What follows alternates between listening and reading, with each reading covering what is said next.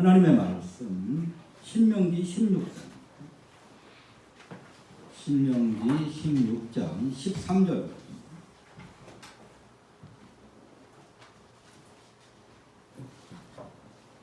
신명기 16장 13절로 17절까지를 공독하겠습니다. 신명기 16장 287쪽 신명기 16장 13절입니다. 너희 타작마당과 포도주 틀에 소출을 거두어 들인 후에 이래 동안 초막절을 지킬 것이요 절기를 지킬 때에는 너와 내 자녀와 노비와 내 성중에 거하는 레위인과 객과 고아와 과부가 함께 즐거워하되 내 하나님 여호와께서 택하신 곳에서 너는 이래 동안 내 하나님 여호와 앞에서 절기를 지키고 내 하나님 여호와께서 내 모든 소출과 내 손으로 행한 모든 일에 복 주실 것이니 너는 온전히 즐거워할지니라. 너희 가운데 모든 남자는 1년에 3번 곧 무교절과 칠칠절과 초막절에 내 하나님 여호와께서 택하신 곳에서 여호와를 배웁되 빈손으로 여호와를 배웁지 말고 각 사람이 내 하나님 여호와께서 주신 복을 따라 그 힘대로 드릴지니라. 아멘.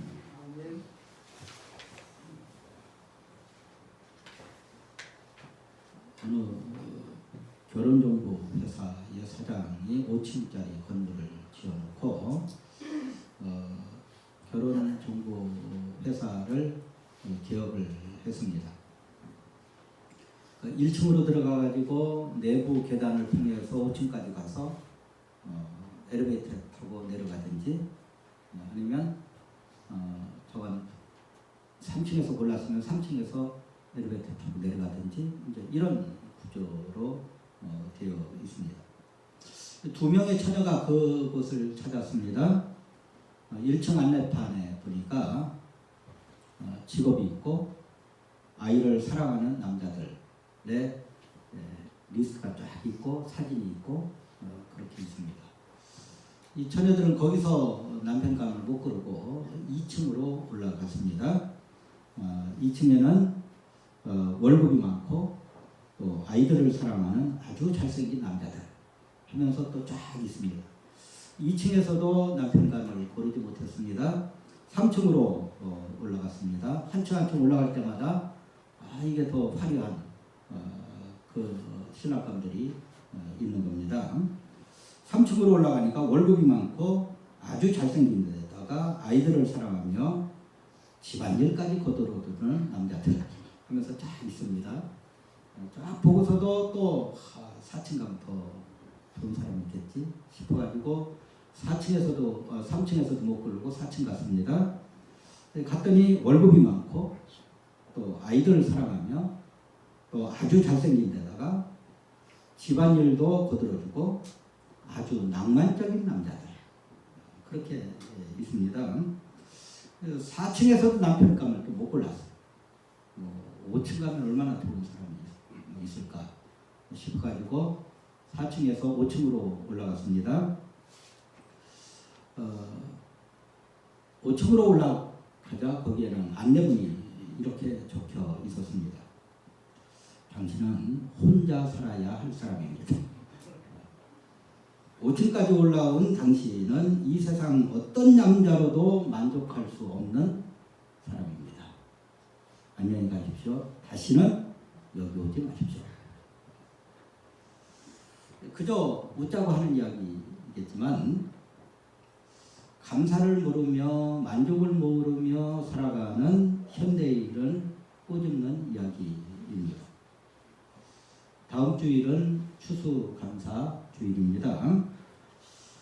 1년 동안 코로나19에서 지켜주시고 다들 어려운 상황 가운데서도 나의 삶을 지켜주신 하나님의 은혜를 헤아려 보고 그 안에서 감사하는 절기가 바로 추수감사절기입니다. 하나님은 이스라엘 백성들에게 추수한 곡식을 수장한 후에 초막절 즉 추수감사절로 지키라고 말씀을 하셨습니다. 하나님은 이스라엘 백성들에게 유월절과 오순절과 초막절 즉 추수감사절에 여호와 하나님을 배워라 그렇게 명령을 하셨습니다. 모든 성도들은 하나님의 임재 앞에 전인격적으로 나와서 하나님을 배워야 합니다. 오늘 본문은 추수감사절이 절에 하나님을 배운다는 뜻이 뭐냐 그리고 어떻게 하나님을 배울지를 말씀하고 있습니다. 우리 모두는 하나님의 명령과 규례를 따라서 하나님을 배우는 추수감사절이 되어줄 수 있기를 주님의 이름으로 축원합니다. 첫 번째 우리가 생각할 내용은 성도는 하나님을 배워야 한다는 사실입니다. 그 중에 하나가 하나님이 택하신 곳에서 하나님을 배워야 합니다. 아무 곳에서나 배우는 게 아니다 그 말이죠. 우리 16절 말씀을 같이 읽습니다. 16절입니다. 시작. 너희 가운데 모든 남자는 1년에 3번 곧 무교절과 칠칠절과 초막절에 내 하나님 여호와께서 택하신 곳에서 여호와를 배웠되 빈손으로 여호와를 배웠지 말고. 하나님은 그 시대마다 하나님의 이름들 곳을 택하여 하나님의 백성을 그리로 부르셨습니다. 족장 시대에는 제단을 하나님이 세우셨어요. 그래서 아브라함도 가는 곳곳마다 제단을 쌓았고 이삭과 야곱도 가는 곳곳마다 제단을 쌓았습니다. 그곳이 하나님 만나는 곳이니까요. 모세 시대에는 성막을 주셨습니다. 모세가 시내산 가서 십계명과 성막을 짓는 식양을 받아온 다음에 11개월 시내산 그곳에 머무르면서 성막을 지었습니다. 솔로몬 시대에는 이제 드디어 성전을 지었습니다. 솔로몬이 성전을 얼마나 화려하게 지었느냐면 지금 돈으로 100조 정도를 들여서 성전을 지었습니다. 예수님이 이 땅에 성육신 하셨을 때에 예수님 자신이 성전이셨습니다. 제자들은 성전에서 하나님의 품 안에서 3년 동안 삶을 살았던 것이었습니다. 예수님이 십자가를 지시고 부활 승천하신 후에 오순절에 친히 성령을 보내셔서 교회를 세우셨다. 그러니까 오순절에 성령 강림 사건이 있고 난 다음에 곧바로 교회가 되었습니다. 교회는 예수 그리스도의 몸이고 교회의 머리는 예수 그리스도이십니다. 이스라엘 백성들이 성전으로 하나님을 뵈러 간 것처럼 지금 이 시대는 예수님의 몸인 교회로 하나님을 뵈러 와야만 합니다. 우리는 주일마다 하나님을 뵈러 교회에 모입니다. 우리가 드리는 예배는 하나님을 뵙는 방법입니다. 본문은 초막절 즉 추수감사절에 특별한 방법으로 하나님을 뵈라고 말씀을 하고 있습니다. 우리는 하나님이 택하신 곳에서 하나님이 택하신 교회에서 아주 특별한 방법으로 하나님을 배워야만 합니다. 하나님을 어떻게 배워야 합니까?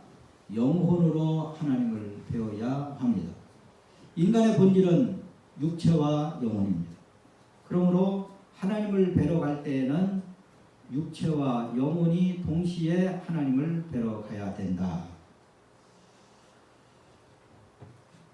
영혼으로 하나님을 뵈러 간다는 뜻이 무슨 뜻이겠습니까? 또 육체로 하나님을 뵈러 간다는 뜻이 무슨 뜻이겠습니까? 영혼으로 하나님을 뵈러 간다는 말은 우리가 이 땅에서 산 삶을 가지고 하나님께 나간다. 이런 뜻이 있습니다. 하나님의 뜻대로 살지 못했으면 어떻게 가야 합니까?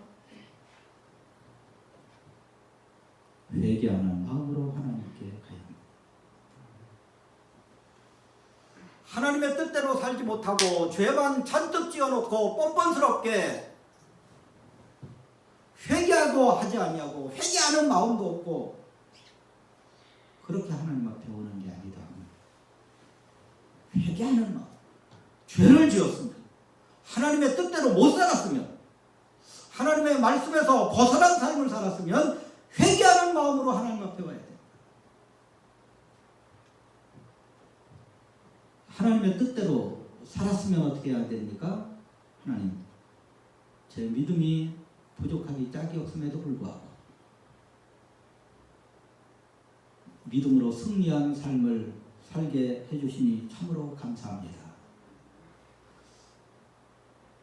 하나님의 뜻대로 산 사람은 감사한 마음으로 하나님 앞에 예배하러 와야 된다. 죄를 지었을 때 우리는 회개해야 합니다. 죄를 가지고는 하나님을 배울 수가 없습니다. 하나님은 거룩 그 자체이시기 때문에 빛과 어둠이 한 공간 안에서 존재할 수가 없듯이 거룩하신 하나님과 죄에 빠진 인간은 한 공간 안에서 존재할 수가 없습니다. 죄를 가지고 하나님 보면 즉사한다. 하나님이 모세가 내려와서 하나님이 부르신다. 백성들에게 말씀합니다. 우리 하나님 뵈러 가자. 그러니까 백성들이 기겁을 해가지고 안 됩니다. 지금 우리가 이 죄의 모습을 가지고 하나님 앞에 가면 즉사합니다. 당신이 보고 와가지고 그 말씀을 우리에게 전해주세요. 그렇게 이야기를 했습니다. 죄를 지었으면 하나님의 뜻대로 살지 못했으면 말씀대로 사는 삶이 실패했으면 회개하는 마음으로 예배의 자리에 나와야만 합니다. 실패한 삶 그대로 가지고 나왔어. 비통한 눈물을 흘리면서 하나님 용서하여 주옵소서. 회개의 예배를 드려야만 합니다. 이것이 바로 예배자의 자세입니다. 감사는 언제 하는 것입니까? 내가 믿음이 부족함에도 불구하고 신앙으로 잘 살았을 때 우리는 감사함을 가지고 하나님께 나가야 합니다. 나의 능력이 없음에도 불구하고 하나님이 나의 소원을 들어주셨을 때 우리는 감사함으로 하나님께 나가야만 합니다. 데살로니가전서 5장 18절 말씀을 다 같이 읽겠습니다. 데살로니가전서 5장 18절입니다. 없습니까? 저 혼자 있습니다. 범사에 감사하라. 이것이 그리스도 예수 안에서 너희를 향하신 하나님의 뜻이니라. 범사에 감사하라는 말씀은 무슨 뜻입니까? 내 인생에서 일어나는 모든 일, 무슨 일이든지 감사하라는 말씀입니다. 겉으로 보기에는 나쁜 일이 일어났음에도 불구하고 감사합니다. 아니, 나쁜 일이 일어나는데 어떻게 감사합니까? 교통사고가 나는데 어떻게 감사합니까? 직장을 잃었는데 어떻게 감사합니까? 사업이 잘 안 되는데 어떻게 감사합니까? 로마서 8장 28절 말씀을 같이 한번 읽습니다. 로마서 8장 28절입니다. 시작. 우리가 알거니와 하나님을 사랑하는 자 곧 그의 뜻대로 부르심을 입은 자들에게는 모든 것이 합력하여 선을 이루느니라. 요셉이 노예로 팔려갔습니다. 나쁜 일이죠. 감옥에 갇혔습니다. 나쁜 일입니다. 그런데 그것은 바로 애굽의 총리 대신이 되는 지름길이었어요.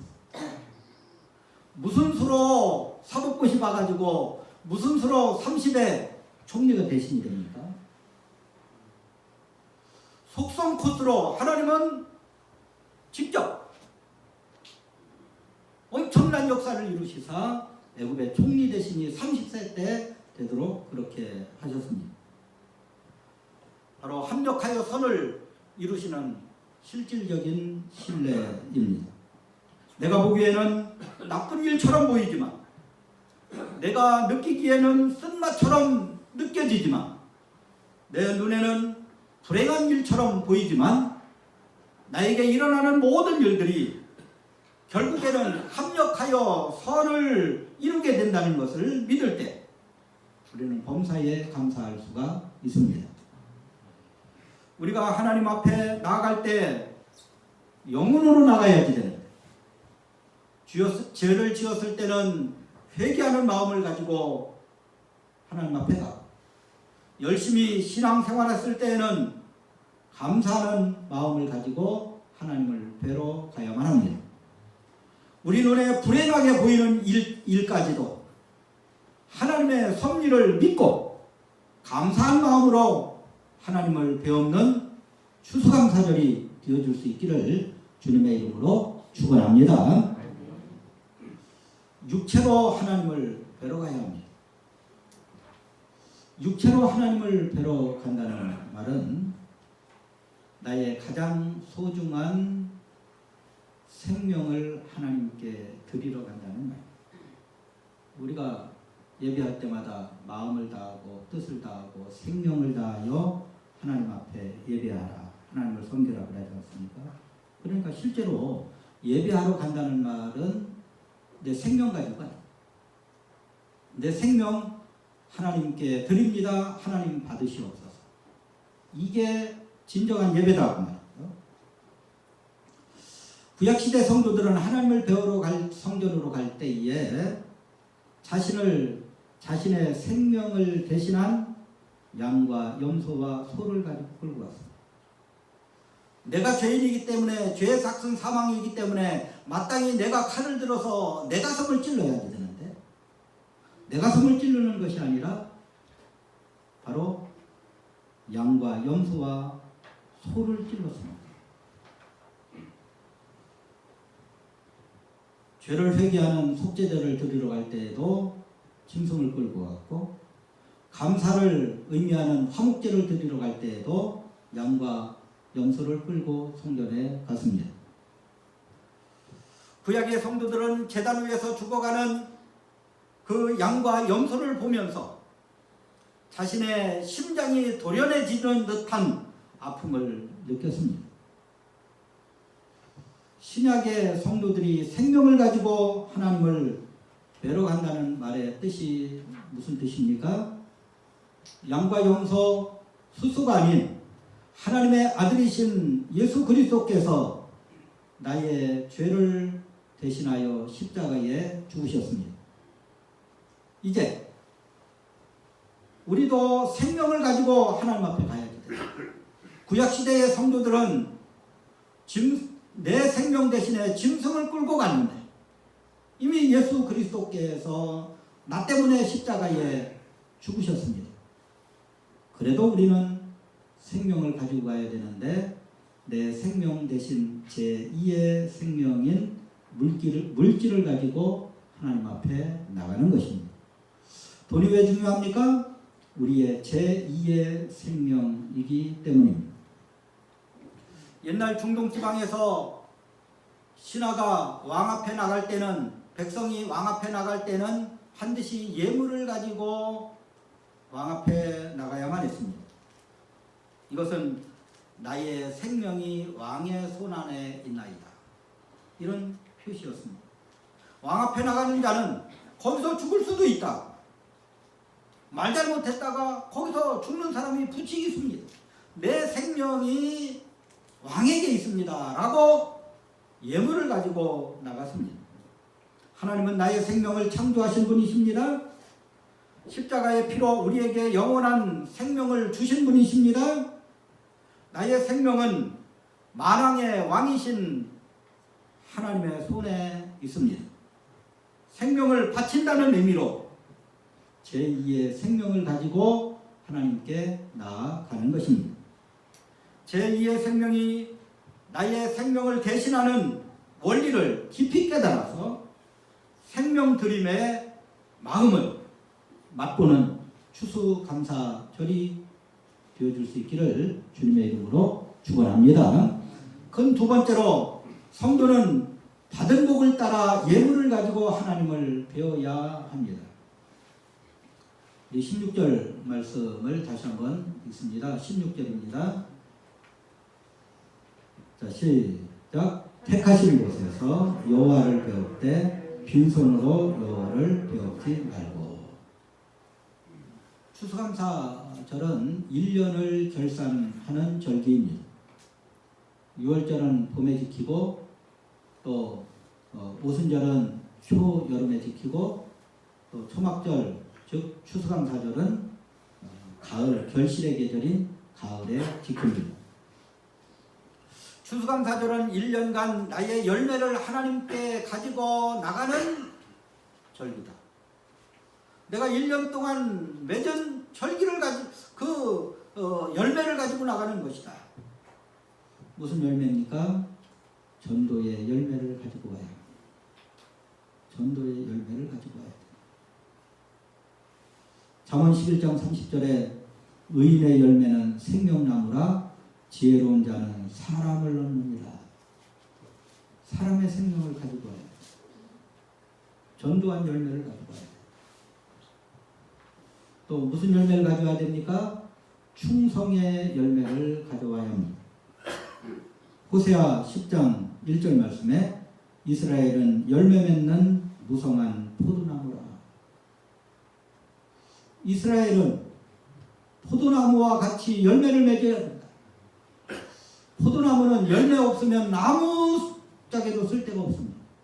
그냥 불에 태우는 것 외에는 아무것도 할 수가 없어요. 요새는 포도나무 불에 태웠다가는 벌금을 묻습니다. 그러니까 포도나무는 열매 없으면 아무것도 아니다. 성령의 열매를 가지고 와야 합니다. 우리 갈라디아서 5장 22절 23절을 같이 읽습니다. 시작. 오직 성령의 열매는 사랑과 희락과 화평과 오래 참음과 자비와 양선과 충성과 온유와 절제 이 같은 것을 금지할 법이 없느니라. 성령의 9가지 열매를 가지고 와야 된다. 1년 동안 우리가 성령의 9가지 열매를 얼마나 많이 맺었느냐. 1년 동안 전도 몇 명 하셨습니까? 아니 예수 믿은 이후로 지금까지 전도해가지고 교회 출석하는 사람들이 몇 명이랍니까?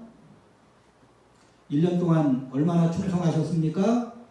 맡은 자에게 구할 것은 충성이라고 말씀하셨는데 맡은 직분 내 얼마나 충성하셨습니까? 하나님이 여러분의 충성을 점수로 매기신다면 몇 점 주시겠습니까? 하나님께 드릴 전도의 열매 또한 충성의 열매 성령의 열매가 풍성하지 못하다면 주님 드릴 열매가 없어서 내가 드릴 수 있는 열매가 감사밖에 없습니다. 여호와를 배웁되 빈손으로 여호와를 배웁지 말라는 주님의 명령만이라도 순종하겠습니다.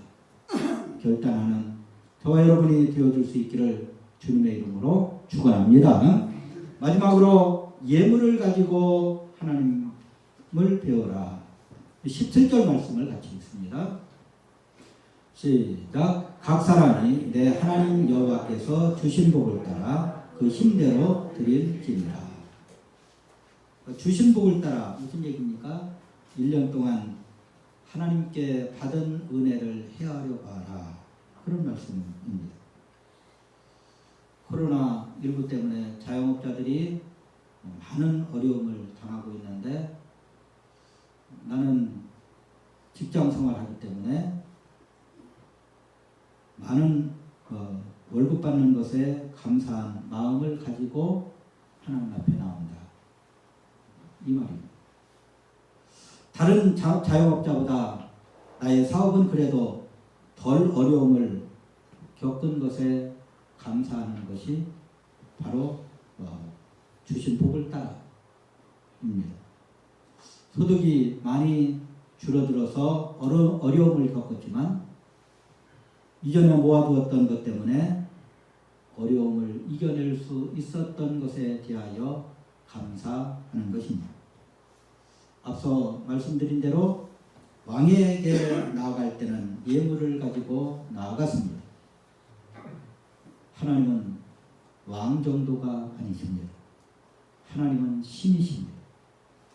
왕과 신은 그 차원이 다릅니다. 그래서 민수기 29장 12절에서 39절 말씀은 추수감사절기에 구약의 성도들이 드릴 예물에 대하여 아주 구체적으로 말씀을 하고 있습니다. 단체로 드리는 거죠. 단체로 드리는 게 첫째 날은 번제로 수송아지 12마리, 순양 2마리, 1년 된 순양 14마리, 소제로 10분의 3 에바, 또 순양에게는 10분의 2 에바, 또 1년 된 어린 순양에게는 10분의 1 에바, 소제는 밀가루로 드리는 겁니다. 속죄제는 순염소, 그리고 전제 포도주를 부어서 향기롭게 만드는 겁니다. 첫째 날만 드리는 게 아니라 둘째 날은 번제로 수송아지 12마리, 순양 2마리, 1년 된 순양 14마리, 소제로 첫째 날과 동일하게 속죄제로 순염소 1마리 전제 드리고, 셋째 날 번제로 수송아지 11마리 하나 줄었습니다. 순양 2마리, 1년 된 순양 14마리, 소제 동일하고 속죄제 순염소 하나, 전제 동일하고, 넷째 날에 번제 수송아지 10마리, 순양 2마리, 1년 된 순양 14마리, 소제 동일하고 속죄제 순염소 1마리, 전제. 다섯째 날 번제 수송아지 9마리, 순양 2마리, 1년 된 순양 14마리, 소제 동일하고 속죄제 순염소 1마리, 전제 동일하고. 여섯째 날에 번제로 수송아지 8마리, 순양 2마리, 1년 된 순양 14마리, 소제 동일하고 속죄제 순염소 1마리, 전제 동일하고. 일곱째 날 번제 수송아지 7마리, 순양 2마리, 1년 된 순양 14마리, 소제 동일하고 속죄제 순염소 1마리, 전제 동일하고. 여덟째 날에 번제 수송아지 1마리, 순양 1마리, 1년 된 순양 7마리, 소제 동일하고 속죄제 염소 1마리, 전제 동일하고. 발음도 안 되는 걸 이걸 다 읽습니까? 이렇게 엄청나게 드렸다. 그러니까 잠깐 이 비교를 해보면요, 추수감사절에는 유독 많이 드려. 유독 많이 제물을 드려라. 단체로 드리는 것뿐만 아니라 개인적으로도 매일 드리는 제사를 그대로 드려라. 그렇게 이야기를 합니다. 서원제는 서원할 때 드리는 제사인데 서원이 이루어졌을 때 또 서원제를 드립니다. 낙헌제는 마음이 기뻐서 드리는 제사입니다. 이것은 이 서원제와 낙헌제는 감사원금의 기원이 됩니다. 또 번제도 드리고 소제도 드리고 전제도 드리고 화목제도 드리고. 말씀을 맺습니다. 추수감사절은 한 해 동안 하나님이 베풀어 주신 은혜를 헤아려 보고 그에 맞는 감사를 드리는 절기입니다. 건강의 복과 자녀의 복과 지난해 비교하여 소득이 는 것, 또 승진한 것, 취직한 것, 기도해서 응답받은 것 하나하나 살펴서 기도하면서 또 가족과 상의해서 기쁜 마음으로 신앙 고백하는 마음으로 온전한 추수감사절을 지키는 저와 여러분이 되어줄 수 있기를 주님의 이름으로 축원합니다. 기도하시겠습니다. 사랑 많으신 하나님 아버지, 이 시간 주의 귀한 말씀을 잠시 상고했습니다. 말씀 따라서 가장 귀하게 보시는 추수감사절기를 하나님 앞에 온전한 마음으로, 기쁜 마음으로, 감사한 마음으로 자원하여 받은 은혜를 헤아려서 하나님께 감사하는 아름다운 추수감사 절기가 되어줄 수 있도록 은혜를 베풀어 주시옵소서. 감사하신 예수님의 이름으로 간절히 기도 올려나이다. 아멘. 기도하시겠습니다. 이제는 길이요 진리요 생명 되신 예수 그리스도의 은혜와 독생자를 아끼지 아니하시고 대속제물로 보내주신 하나님의 그 크신 사랑하심과 지금도 우리 가운데 역사하시는 성령의 교통하심과 감화하심이 이 시간 초막절을 지켜라 추수감사절을 하나님의 뜻대로 지키기로 마음에 다짐하는 사랑하는 모든 성도들 머리 위에, 가정 위에, 직장 위에, 사업장 위에, 자녀들 머리 위에, 코로나19의 종식을 위해 이제로부터 영원토록 함께 계실지어다. 아멘.